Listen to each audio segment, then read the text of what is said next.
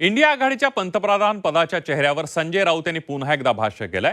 India आघाडी एकत्रित या संदर्भात निर्णय घेईल असंही विधान संजय राऊतांनी केलंय। जर मोदी पंतप्रधान होऊ शकतात तर एक सामान्य माणूसही पंतप्रधान होऊ शकतो असा टोलाही त्यांनी लगावलाय। दरम्यान राऊतांच्या या विधानानंतर गुलाबराव पाटलांनीही पलटवार केलाय।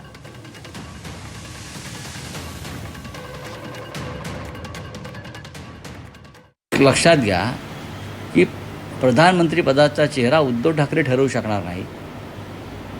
उद्धव ठाकरे यांनी सांगितलं आहे की इंडिया आघाडी तो ठरवायला पाहिजे एकत्र बसून, आणि तो एकत्र बसून ठरवला जाईल। क्षमता कोणामध्ये कोणती नाव आपल्याला वाटतं? जर मोदी होऊ शकतात तर एक सामान्य माणूस होऊ शकतो। उद्धव ठाकरे असं म्हटले की पंतप्रधान पदाचा चेहरा आपण घोषित केला पाहिजे।